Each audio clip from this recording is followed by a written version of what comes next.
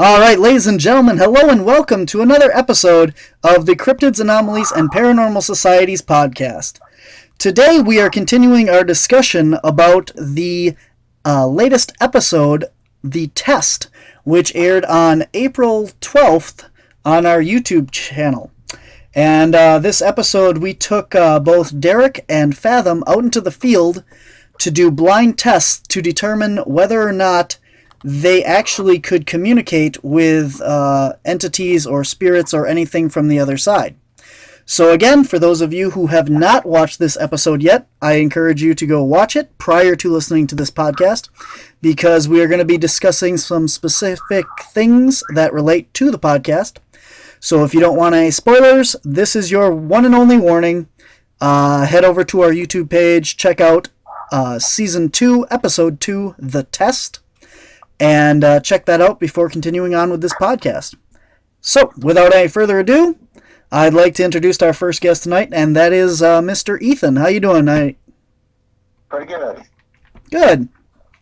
So, last week we talked to Derek about his experience at both locations. And I just wanted to get a quick recap again from you. The first location that we went to, you want to tell us a little bit about that?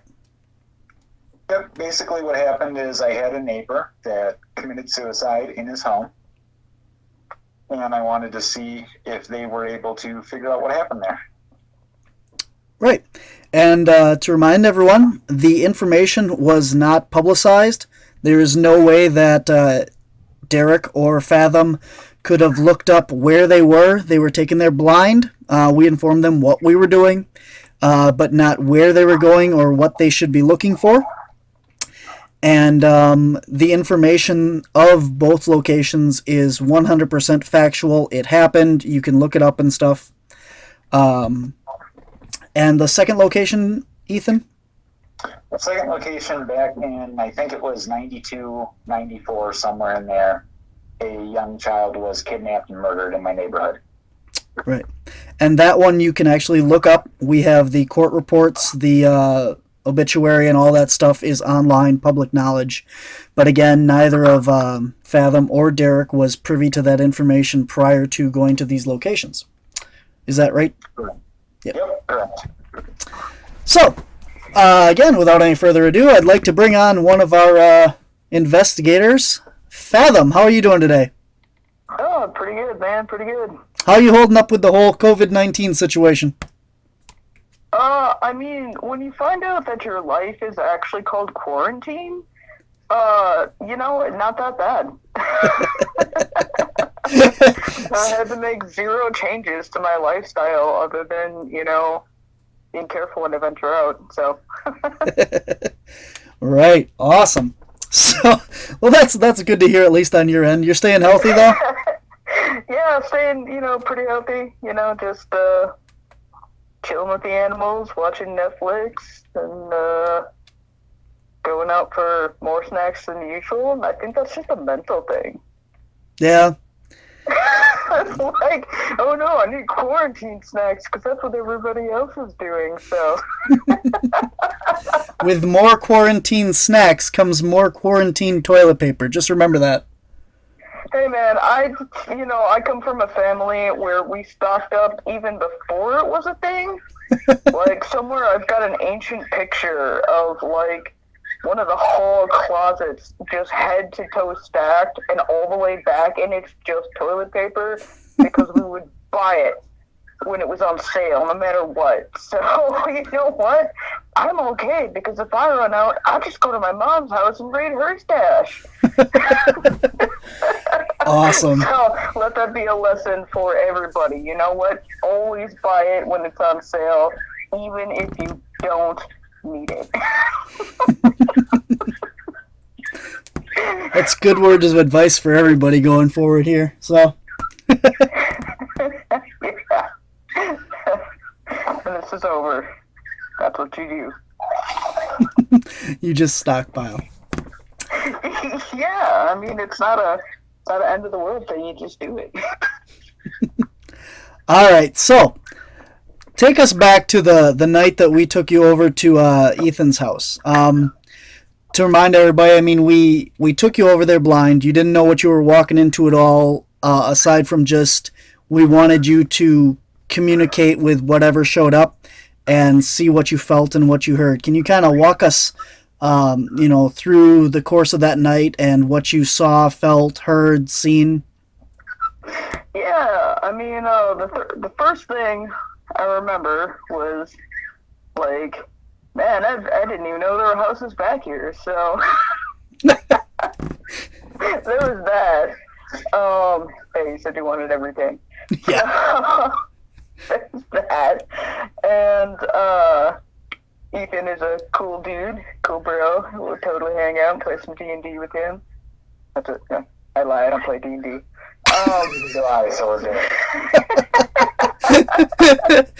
So we're all agreed that we will not hang out and not play D&D. Got it. All right. Right. So the first area was, not exactly behind the house, but kind of behind the house, and like if you're facing just directly back to this little wooded area that's behind the house that I think there's more houses behind. So it's like a little, I don't know. It's like a divider fence. Areas. If I remember correctly, it's like a wood fence made out of forest. So it's like straight back and to the left a little bit. The first thing I got and picked up on was like animals, something. And I figured, like, well, there's animals that probably live back here. That's probably what it is, I mean, it wasn't anything hostile, just something. And I think you told me, Ethan, that you had a pet or something that was back there? Yep, we had a small rescue possum that didn't make it that we buried in the backyard. Yeah, I thought that was really cool because I was like, oh, man. First thing I do, I get here and then I feel this little animal, or not little, just an animal, and that's where it was, and just that I felt it back there. So I'm like, all right, cool. So there's something back there, but it's not bad. And then went back behind the house and just walked around and was just feeling for things. I can't see things like Derek, but I can feel like energy. And so I'm just moving along, and all of a sudden it was just like, oh heck no. It was like a wall. I hit this wall of just negative. It was just awful. It was heavy. And I stopped, and I was like, I asked both Ethan and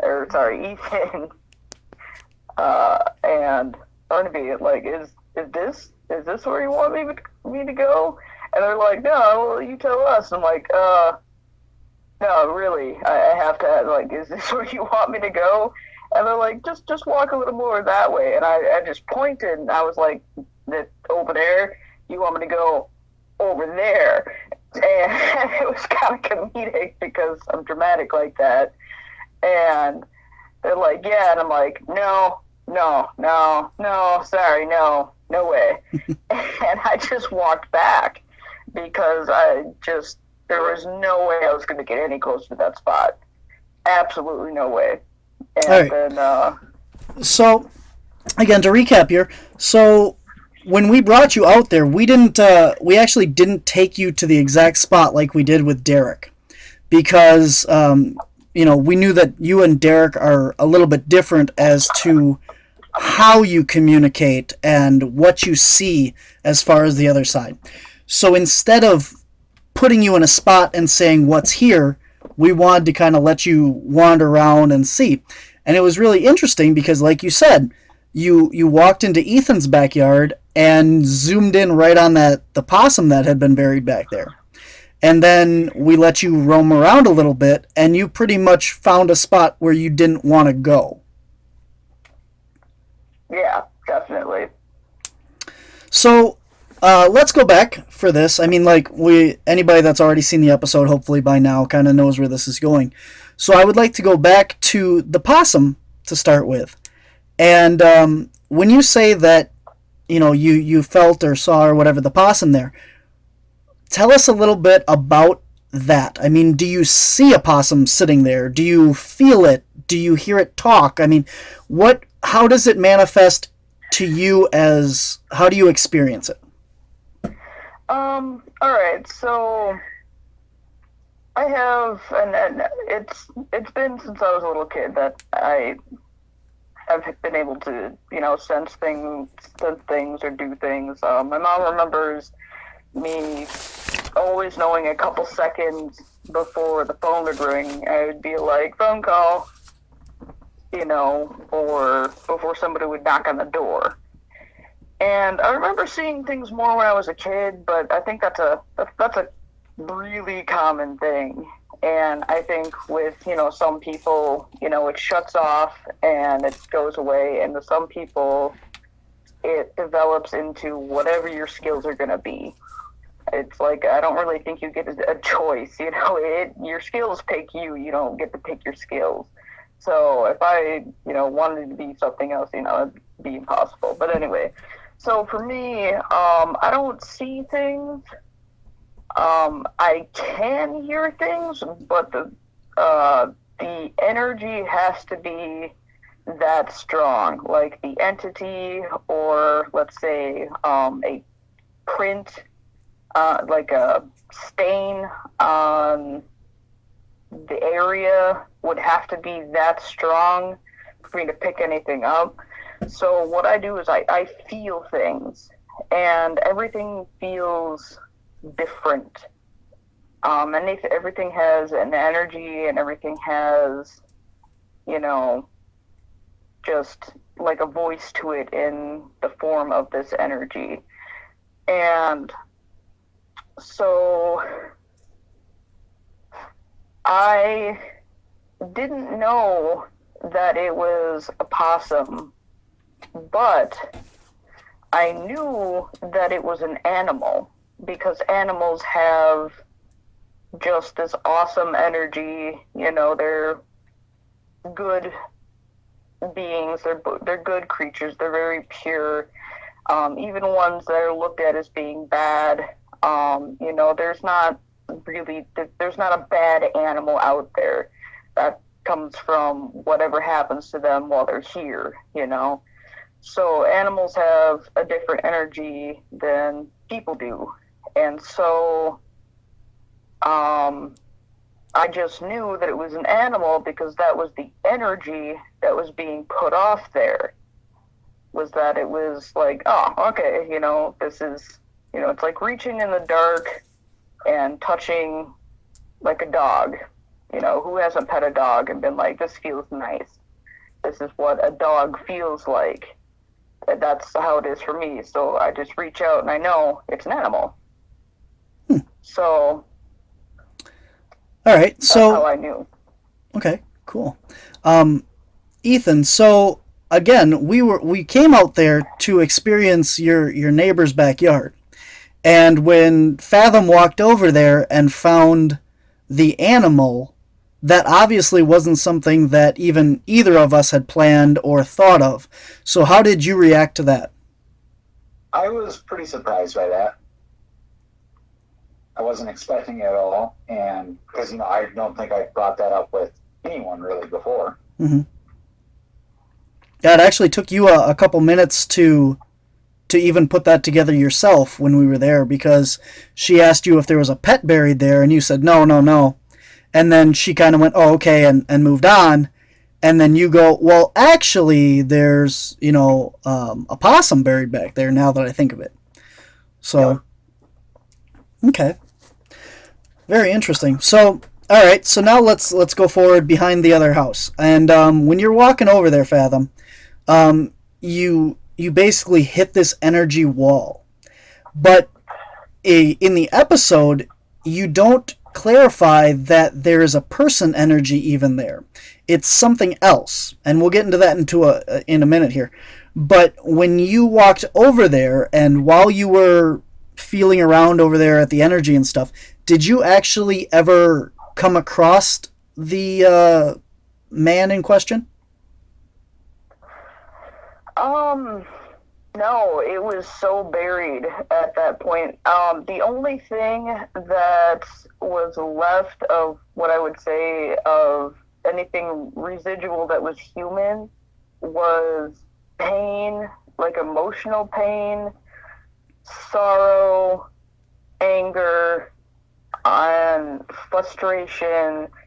You know, just so sad and so upset, but not like the, you know, I'm gonna beat somebody, you know, just so distraught. And that was really it. So I couldn't, but again, I was so distracted by what else was going on there that it's like, you know, for me, those are indicators that that's why they're there. That it's like you know, I kind of panicked and just suddenly ignored the fact that, you know, that there might have been a person here or anything like that. It was so buried. Mm-hmm. And what you said there, as far as, you know, the indicators of the emotional distress and the frustration and the grief and stuff, that all does point to what actually happened there. You know, right, Ethan? Yes. Yeah. So that's kind of, you know, it's more of the emotional side, where we had talked to Derek about how he saw the gentleman standing there and watched him go through the reactions and felt his emotions that way as well. But he actually saw that, whereas he did not mention or say anything about what you encountered, Phathom.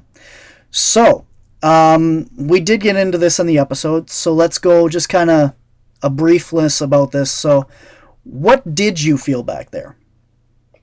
All right, so this is why, you know, I was like, oh hell no, I'm not going back there.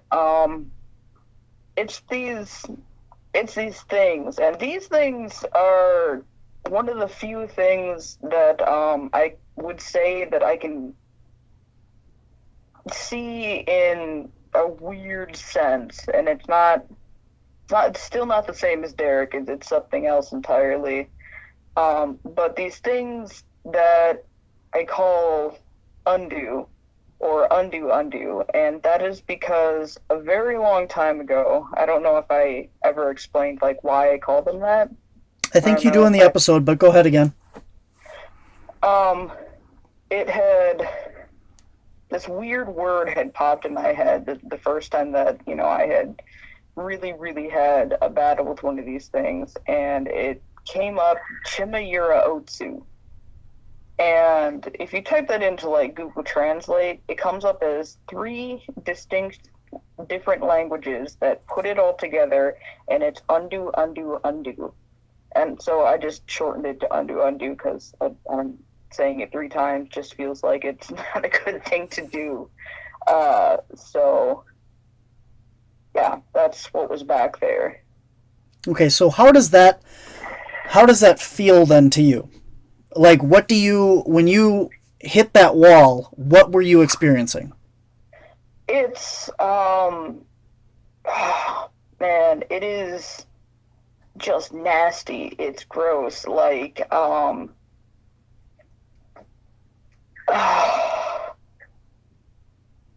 sorry, I just like. I'll take your time. Talking about them, I just hate it. It's like you've just walked into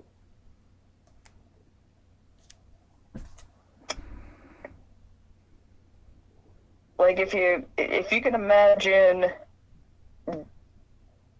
dipping yourself in a tub of like a mixture of Vaseline and lotion.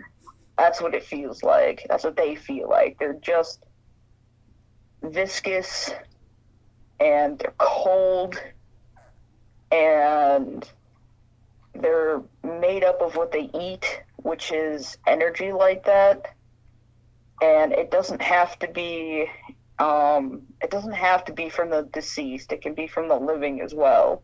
Like I've watched them. Well, I have a theory about that, but anyway, and I think that was in the video. But it's just they're gross, and you don't want to go near them because they feel so absolutely dangerous. Because first off, the minute that you're in, they know that you're there. Like, they knew I was there, and I hate that, but they're too preoccupied with what they're doing that they're not going to bother me or anybody else around there for who knows how long. I would feel worried for anybody moving into that house. Ethan, you actually said that you do have new neighbors there now, don't you? Yes. I mean, I guess I would keep an eye out for, like, if they're really loud arguers, and if that gets any, like, if that progresses, like, pay attention to that. Like, if they start off really quiet, but all of a sudden there's just a lot of fighting all the time, and it just progresses and gets out of control, pay attention to that. Okay. Because that's something I've seen over and over and over again with them. They create that. Ethan, let me ask you a question real quick without, getting into details and stuff. Can you tell us, like, who moved in? Like, a couple, a lady with a kid? Can you just tell us that? Married couple with 2 kids. Okay. So you have is it a husband and wife, I assume? Yes. Okay. So you have an adult male, an adult female, and 2 children. So I guess from a scientific standpoint here, maybe let's keep an eye on this. And, being the group that we are, if there's a problem, Phathom, do you have a way that we could help them? They have to be receptive to it. It's hard. And also, I like how you glossed over the fact that you didn't ask me how I knew that there would be more than one person moving in there. Well, typically if there's going to be arguing or anything, there would be more than one person, obviously. So I know, but how did you know? But how did I know that that's who would be moving in there? Well, it's typical. Most people don't live alone in today's society. Yeah, you'd be surprised, though. Yeah. Well, except the guy who lives alone. Yeah. Yeah. I think half the people on our team live alone, so. Yeah, we do. We all live alone. Yeah. So. No, Ethan doesn't. I think Ethan's the only one on our team that's active that doesn't live alone. Yes. I don't know if that's better or worse, but anyway. So yeah, Ethan, keep us abridged of what's going on over there. I mean, if things get weird or something, like you had said that you once it calmed down over there and settled, that you were thinking of going and talking to them. Yeah, because I keep an eye on all my neighbors anyway, just because that's good. How I am. Yeah, maybe feel them out and stuff and see. Maybe we can come over there and interview them and stuff as a follow-up and, later down the road and see if they've experienced anything weird. Maybe if they have a situation of a haunting or anything going on as well. Yeah, because I've talked to the guy once so far, and he's a pretty nice guy. I actually know him from somewhere else, so Okay. That helps. Oh, that's good. Yeah. So, well, keep us abridged on that. But moving along here. Yeah. Again, Ethan, remind us a little bit of the second case. Second case, back in the early 90s. It was pretty high profile for the time, but a guy had kidnapped a little girl from her bedroom and murdered her in the woods just down the street. Right. And this was a lot longer ago than your neighbor's house. And so, again, we didn't tell Phathom anything. We actually let Phathom just go for a walk in that general direction and informed her to stop whenever she came across anything and just, basically see what else was out there even. And aside from some slight spikes or weirdness, you didn't really find anything, did you, Phathom? I found the cat. Oh yeah. Yep.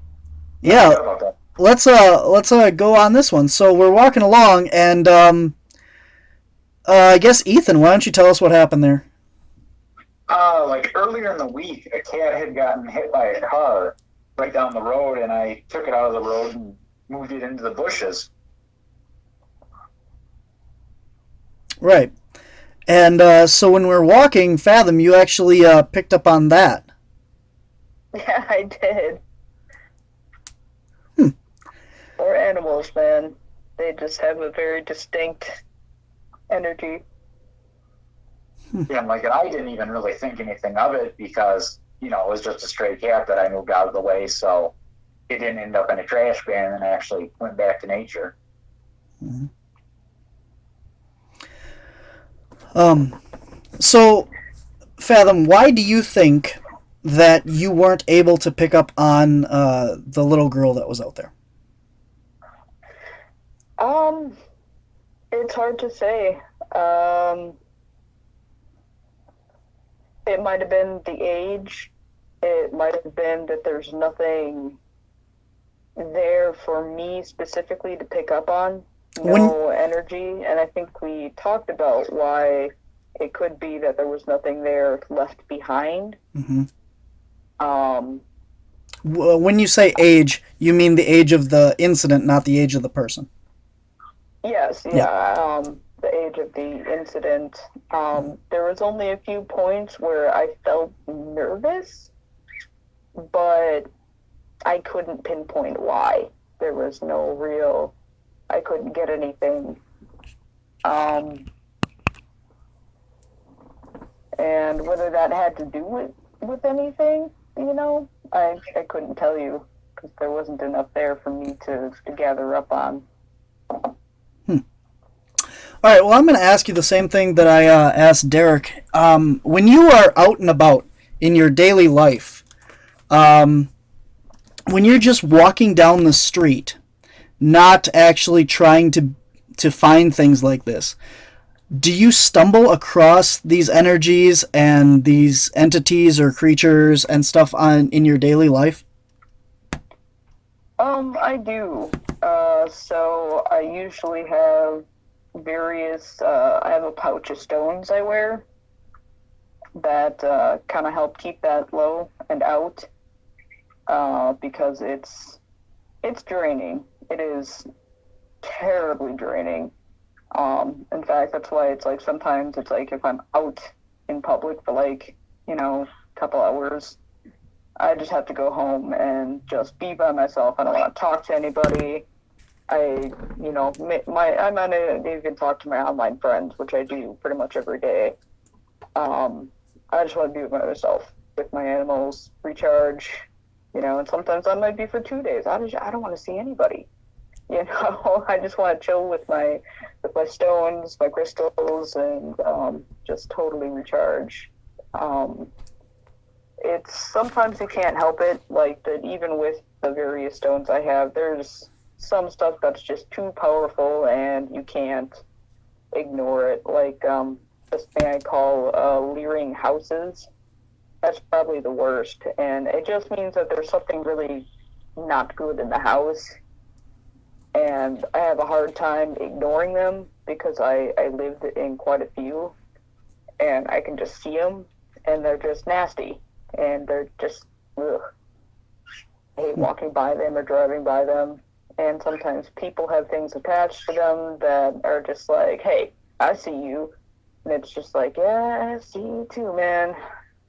Have a good day. Now, these things that are attached to the houses and stuff, is that like a ghost, or is it something else? It can be it can be a ghost, or sometimes houses are filled with undew. Mm. I was in a house that had an undew that killed, and that was the most powerful and messed up undo I had ever encountered, and I got the heck out of there because once they kill, it is serious. And then right now, I live in a really clean place, and I love it here. But the house next door had a guy, a very unhappy man, who drank himself to death. Just died of alcohol poisoning one night right there in the house, and he's very, very upset about this. It was not a very happy death, and I know he's there, and he's there because there's, I don't know. Well, actually, no, I can't really say it. He's just there, and I've seen him in there because I used to go over to that place when a friend lived in the house next door, and also he's attracted undue. I mean, they're really low level, low grade. They can't feed off of him or whatever is there of him.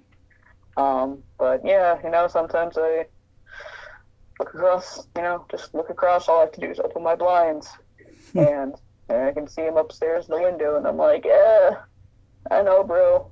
Sorry.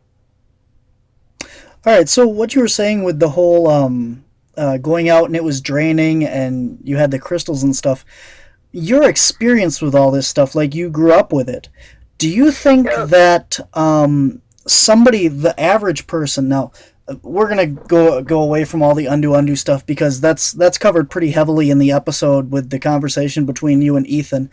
For anybody that's interested in more in that, that's an amazing conversation between the two of you guys about undos attaching to people and the feelings that come from that, and how it affects people like in certain job situations, like correctional institutions and that. And it's a great conversation. It's one of my favorite parts of the episode, so definitely check that out if you're interested in more. But aside from that, going back to the socially draining part of this that you were talking about, you have extroverts and you have introverts, and a lot of times the introverts say similar things to what you just said. If they go out in a crowd for a long time, they feel drained. Now, do you think that these people have the same abilities as you, but haven't ever learned or been trained about it, so they don't understand what's happening to them?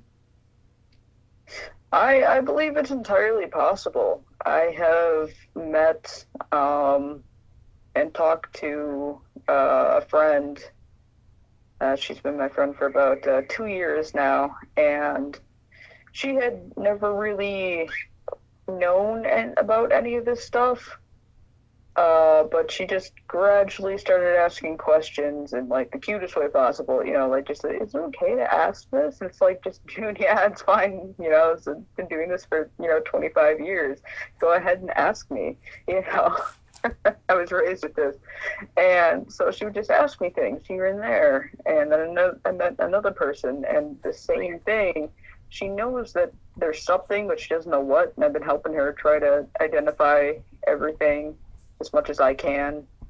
And same thing, is it right to ask you this? Like, yeah, go ahead, let me help. And it's helped them both to understand. The first one is still a little shy to things yet. I think she has a hard time accepting just stuff outside of the norm. And, the second one is really into everything, and it's helped her a lot, to understand that there's more out there and people have abilities, and finding which one you might have. And so I do think sometimes that introverts, maybe it's not just some weird, mental thing we slap on somebody. It might be that you have something and you just haven't read into it. Maybe your family wasn't into it, I mean, it was a religious thing, whatever, but, look into it, be open to things. It might help you to, just get a hunk of shungite or something, or some obsidian, and, just keep it around and help you recharge. Is there any like a book or any like website or anything that you can recommend for people that may want more information on this? That's kind of the problem. There's so many books and there's so many websites. I would honestly start with websites and just kind of going with the gut feeling. I mean, once you find one that really captures your interest, and you're like, huh, and you sit down and you put the chin on your hand, and you're really reading it. Start with whatever that topic is, and look for more content. And then that'll probably lead you, or that most likely will lead you to like some YouTube channels, and then go from there, and then invest in like some books. Don't just hop into books right away because they're expensive. But yeah, use. Well, there's a lot of use YouTube. unsafe stuff out there too. So is there maybe some things that they shouldn't go by or stay away from? Certain websites or certain YouTube channels that are just like, I mean, like, because everybody knows, like, Ouija boards are pretty much like a gateway to bad stuff, and everyone's told to stay away from them. But is there other websites or things that people shouldn't rely on or go to that you've come across? Let's see here. Don't jump into anything that says it'll like immediately enhance your powers. Stay away from that stuff. That stuff is not good. And I say that because if you don't know what you have and you only have an inkling, don't just pick something and think that that's good and you want to do it in a day. Like I said, I was raised with this. My parents started working with me when I was 5, so it's like, don't rush whatever it is that you think that you have. Keep looking at different things, be safe about it. Don't try to force anything. Don't try to do anything weird, like cultish or anything like that. I mean, most places have local covens. Try to find places, and that was kind of the wrong word, but local groups.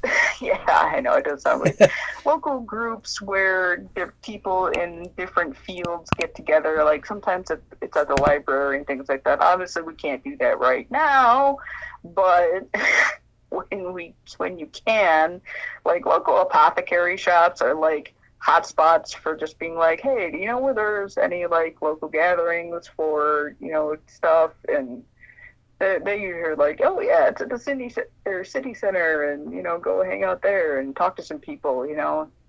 Don't try to rush things, because that's never good. It'll be overwhelming. First off, it can confuse things, and sometimes it might open up you as a gateway to things that are bad, and it'll put you in bad spots. You don't want to go take a white wall vacation at the hospital, man. Like, wards are not fun. So just be safe about it. Definitely. All right, Phathom. Well, I think that pretty much covers everything for your investigation. Ethan, you got anything you want to add? Not that I can think of offhand. All right. Next week, we are going to have Phathom and Derek and Ethan back on to finish up this whole topic of the test and have them guys compare notes as to their differences in opinions. And Ethan will give his final thoughts on the whole thing and whether or not he's still skeptical. So until next time, I'm Barnaby. I'm Ethan. I'm Phathom. And we'll see you next time on Cryptids, Anomalies, and the Paranormal Society. Thanks for listening to this week's podcast. To find out more about Cryptids, Anomalies, and the Paranormal Society, visit our website at wisconsincaps.com. That's wisconsincaps.com. There you can find links to our YouTube and Facebook pages. You can also submit your sightings and encounters. And don't forget to check out our online store for t-shirts, DVDs, and more. If you have had an encounter with something unexplained in or around Wisconsin, we would love to hear about it. You can send us an email at wisconsincaps@gmail.com, or to submit an anonymous report, visit our website and click Report Your Encounter on the main page.